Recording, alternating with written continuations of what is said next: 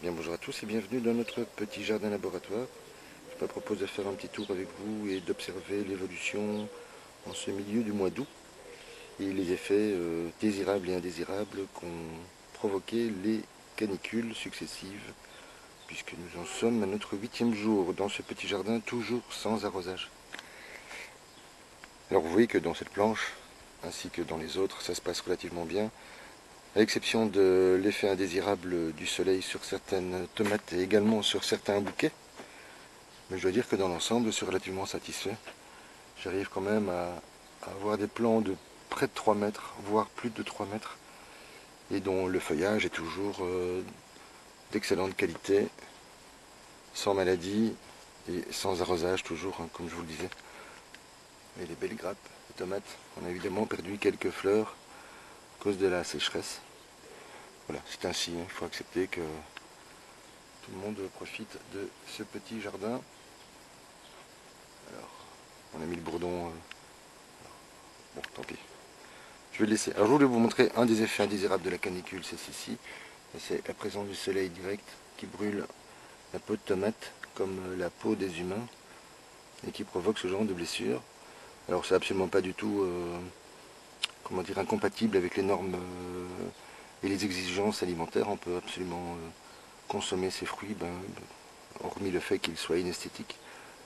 Et voilà, je préfère les garder pour moi, je ne les offre pas ça. Par contre, vous voyez les types de bébés qu'on peut obtenir. Alors je vais essayer de vous la montrer. On va lui changer de main. C'est pas facile. Voilà, elle est plus grande que ma main. Celle-ci, je vais la conserver pour faire des graines. Et celle-ci est en meilleur état parce qu'elle se trouve côté nord-est. Et donc elle est protégée par le plessis et les autres grappes de mini-tomates dans ce cas-ci. Alors ça se passe relativement bien partout. Je vais vous montrer également les facous, vous vous souvenez, ces fameux melons orientaux.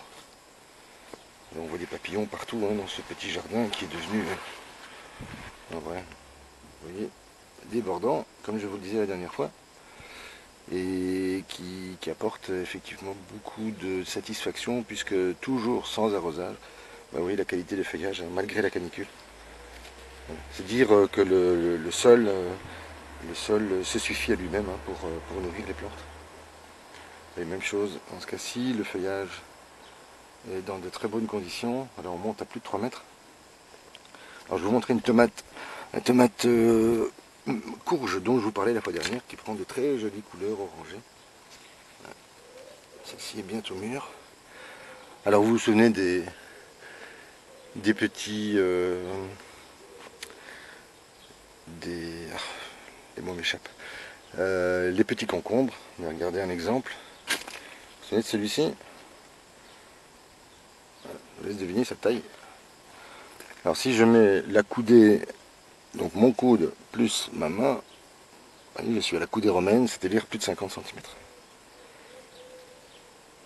Ouais, il n'est pas encore tout à fait prêt.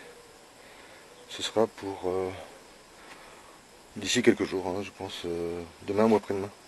Alors j'ai les premières Black Cherry qui apparaissent de ce côté. Vous voyez, côté ombragé, elles poussent quand même beaucoup mieux. Elles sont bien plus jolies, absolument pas abîmées, aucun cul noir. Ce sont les Muse qui commencent à apparaître sur cette planche, enfin sur ce bac de 3 étages. Et qu'il faut avoir à l'œil, hein, parce que c'est...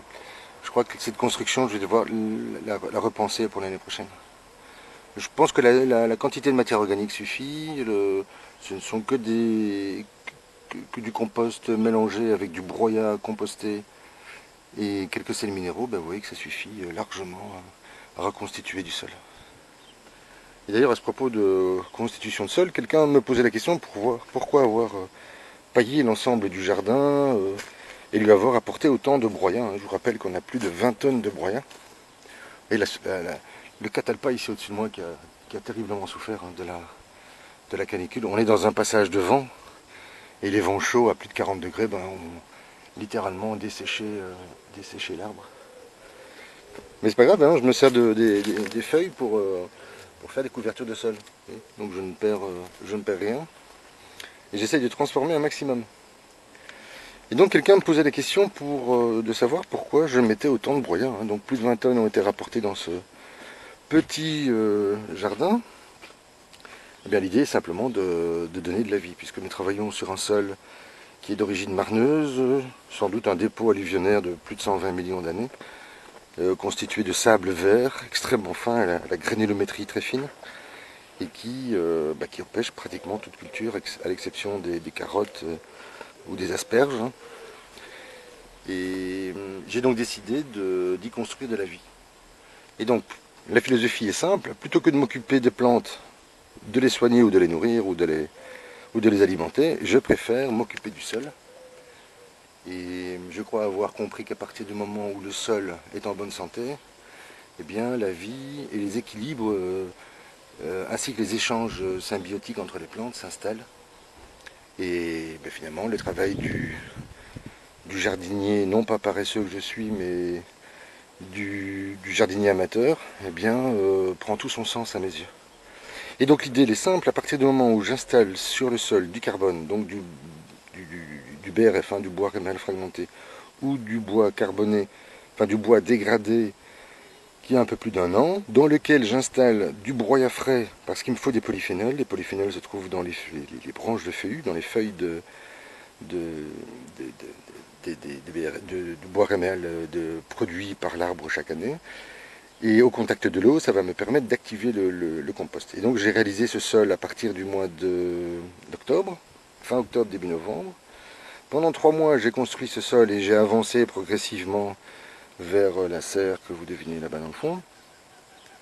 Et de manière à ce que la vie s'installe dans le sol.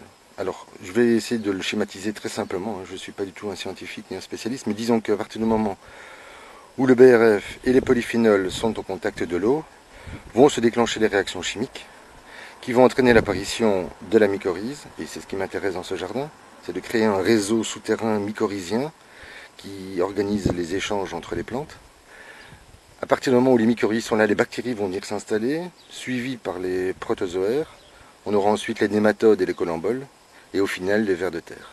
Et ces vers de terre vont donc produire de la terre, une terre nouvelle, avec une nouvelle eau, qui vont permettre d'organiser ces fameux échanges dont je parle parfois dans mes vidéos. Et ces échanges qui vont permettre aux plantes de se suffire à elles-mêmes. Vous voyez par exemple ici on n'a que des gourmands qui ont été repiqués, j'en ai encore remis un hier soir. Là, vous voyez la taille qu'ils ont pris en 15 jours. On est à pratiquement, allez que je ne dis pas de bêtises, la structure fait 1,80 m, bah voilà, non, elle fait 2 mètres celle-ci. Et donc nous sommes à, voilà, si je la positionne comme ça, on est pratiquement à 2 mètres. Donc vous voyez que le résultat est finalement plutôt intéressant. Grâce au paillage, grâce à la mycorhisation, grâce au broyat, grâce à la construction de sol. Ici je marche sur un sol qui a plus de 20 cm de hauteur. Eh bien vous voyez, et on peut même travailler parfois dans des broyats un peu conséquents, un peu importants. Alors, on va essayer de vous montrer un exemple. Alors, ici la terre est un peu plus fine. Vous voyez tout de suite sa légèreté, sa qualité. Donc ça c'est un mélange dégradé qui a 8 mois. Donc on avait du bois, du broyat à cet endroit, et puis maintenant nous avons une première terre qui est en train de s'installer. Vous voyez le résultat, hein, c'est plutôt agréable. Les plants restent bien verts. Je vous dis, pour l'instant, moi je ne vois absolument pas les conséquences de la canicule. Je la devine bien à certains endroits où des fleurs ont disparu. Mais regardez, hein, la technique parle d'elle-même. Hein. Je pense qu'avoir choisi cette technique et à l'avoir adaptée dans ce petit jardin, eh bien, va nous apporter quelques belles surprises. Alors vous voyez que je continue quand même à installer des structures pour protéger les plants contre les fortes chaleurs. Et de cette manière, j'arrive à obtenir d'assez bons résultats pour l'instant. Sans trop d'efforts finalement.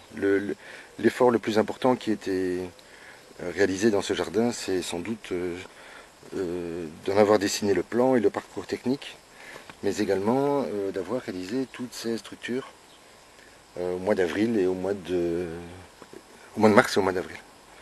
Alors oui, les bébés tomates heirloom. Ici c'est la variété Syria. Et vous voyez, hein, c'est assez impressionnant. Hein. Je suis obligé de les soutenir. Ah oui, je dois remercier encore un inconnu qui m'a offert une vingtaine de poubelles comme celle-ci. Alors j'essaye de leur trouver une utilité dans ce petit jardin. Vous voyez, voilà, c'est ainsi un peu partout. Alors je vais également rajouter des renforts, vous voyez, qui sont des arcs en plastique qui permettent d'éviter au plant de se ployer et donc de réduire l'apport de sève dans les fruits. Alors voilà l'allure que prend ce petit jardin. Là, ce sont des gourmands également. Hein, vous voyez qu'en un mois, le résultat est présent. Voilà, je vais vous laisser ici pour aujourd'hui.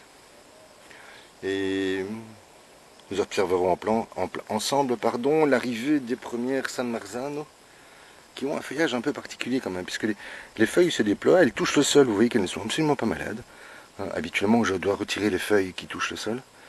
Et alors, les premières feuilles sont un peu comme des fougères hein, qui s'ouvrent lentement au contact de l'humidité, de la chaleur, et au fur et à mesure où le plant grandit.